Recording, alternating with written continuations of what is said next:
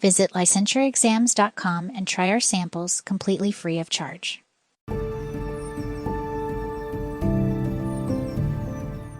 Ego syntonic versus ego dystonic. Never mix these up again.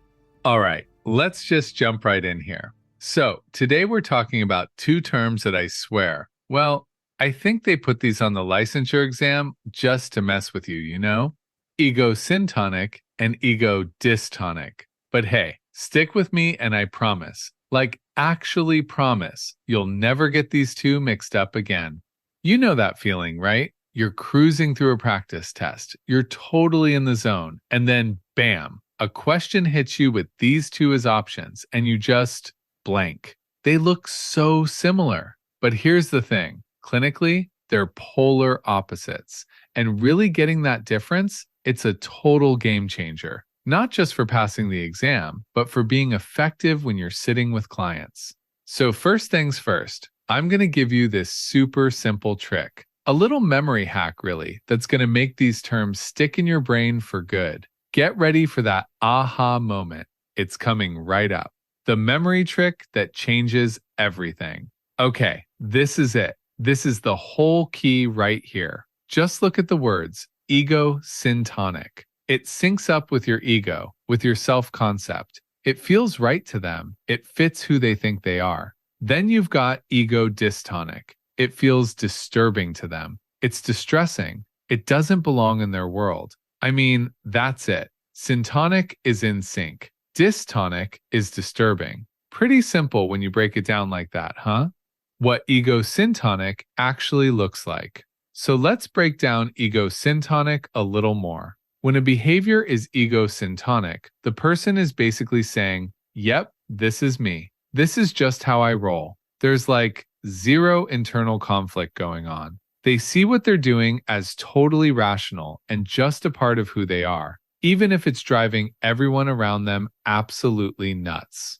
Think about it this way. You might have a client who comes in and says something like, well, I demanded to speak to the manager because I deserve better service than what I was getting. That hostess was clearly incompetent. Can you hear it? There's no self-doubt there, no distress. It's pure justification. In their world, the problem isn't their sense of entitlement. No way. The problem is that hostess. The blame is 100% external. That's a huge red flag for ego syntonic thinking. The flip side, ego dystonic pain. But then, on the complete flip side, you have ego dystonic. And wow, this is where you really see the suffering. This is the person who's saying, this isn't me. I hate thinking this. I hate doing this. I just want it to stop. You might hear something like, I know these thoughts are irrational, but I can't stop checking the door locks.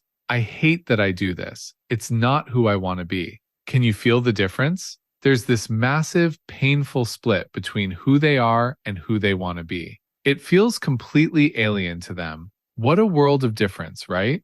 How this shows up in your office. Okay, so theory is one thing, but how does this actually show up when a client is sitting across from you? Because on the exam, you're not just going to ask you for the definition. No way. You're going to give you a whole scenario, a whole story. So let's look at some examples. Actually, let me paint you a picture here. The ego syntonic client might walk in and say, my wife says I have anger issues, but honestly, people just don't know how to handle someone who tells the truth. If you can't deal with my honesty, that's your problem. This is textbook ego syntonic thinking. Listen to the language. Is there any self-doubt? Any distress? Nope, not a bit. It's pure justification. Now compare that to the ego dystonic client. I keep having these intrusive thoughts about hurting my baby, and I'm terrified. I know I'd never actually do anything, but the thoughts won't stop, and I feel like a monster. This is so clearly ego dystonic. You can just feel the pain in that statement, can't you? You hear words like terrified, I know, won't stop. This person knows something's wrong, and you're deeply, deeply distressed by it.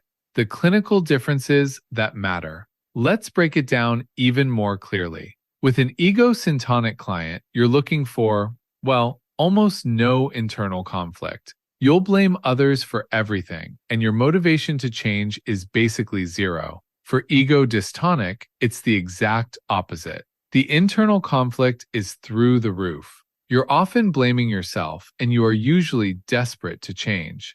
And get this, it's not just about what you say, it's how you look when you say it. You can actually see the difference. The ego syntonic client, you might be leaning back, looking confident, maybe even a little defensive. But the ego dystonic client, oh man, you can see the anxiety. You might be fidgeting, have that kind of shame-based posture, looking down. Your whole body is telling you how much pain you're in. The disorders that'll show up on your exam. Now, here's where it gets really practical for exam day.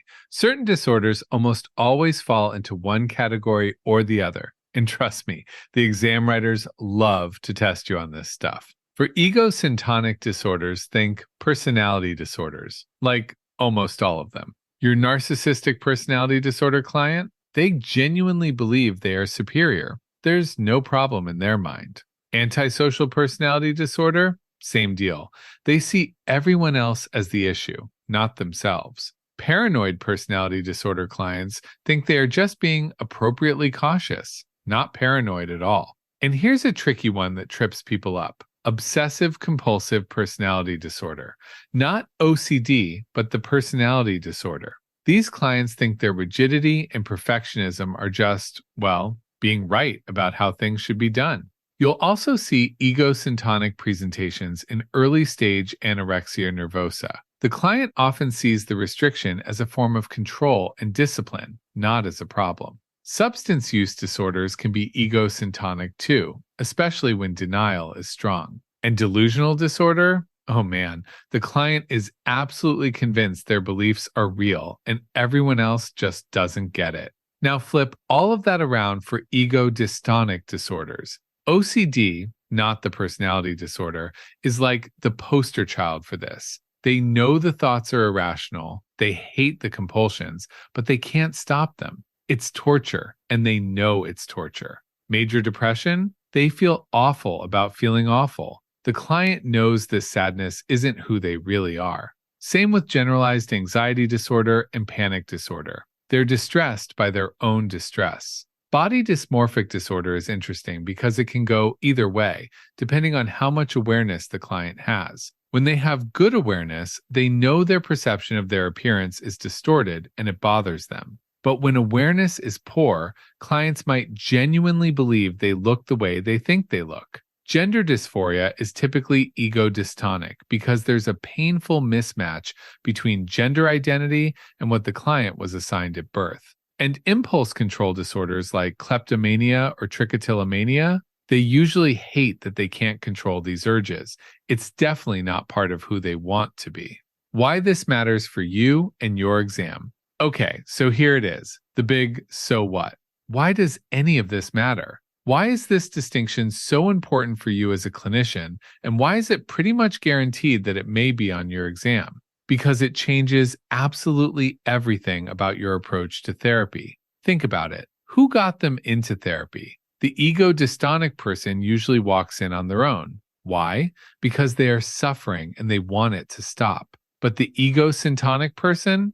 Oh, they're often there because a judge, their partner, or their boss said, "You go, or else we're finished." Their motivation is totally external. This is a massive giveaway at the beginning of a narrative, by the way. So because of that, your first way of dealing with your client has to be completely different. With the dystonic client, you can often dive right into goals because they are totally on board. But with a syntonic client, whoa, you gotta pump the brakes. Your whole first phase of therapy might just be trying to build an alliance, trying to find a tiny crack in their armor. It's a much, much harder place to start. All right, deep breath. We've covered a ton of ground. So let's wrap it all up with a quick review to really lock this stuff in your brain for exam day. You ready? Here are your key memory tricks. First, syntonic equals sync, and it feels like them. Second, dystonic equals distressing, and it feels awful. Got it? Next, the motivation rule. Syntonic equals external motivation, and dystonic equals internal motivation. And finally, there's what I call the awareness rule. Syntonic means poor awareness, and dystonic means good awareness. Boom, that's it. If you're going to take a mental screenshot of anything today, make it this comparison. I'm serious. This is pure gold for your exam. Ego syntonic means no distress, poor awareness, external motivation, blames others, and has a defensive posture. Ego dystonic means high distress, good awareness, internal motivation, blames self, and has an anxious presentation. This is the thing to look at right before you walk into that testing center or sit down at your computer if you're taking the exam at home. So I'll leave you with this final question to really make it all click. The next time you see one of these questions on a practice exam, what's the very first clue you're going to look for? Are you seeing the client's internal distress, or are you hearing their external justification? If you can answer that, well, you've got this. And remember, it's in there.